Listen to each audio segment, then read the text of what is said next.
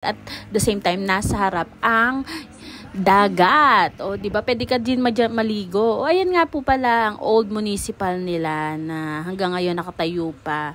1940 pa yan. OMG. Dito yan sa malapit sa Barangay Poblacion Norte. So, ayan, dito pa ako sa loob ng simbahan, sa mga gilid-gilid. Tinitingnan ko kung gaano na sila ka-old. Ang linis dito ay ang ganda-ganda. Pwede kang bumisita dito.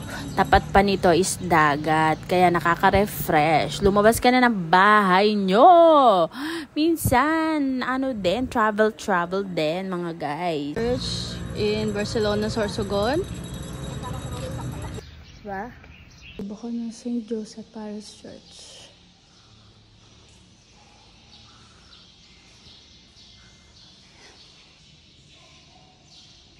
Entrance. Kaya lang nakasarado. So, ito na yung loob niya.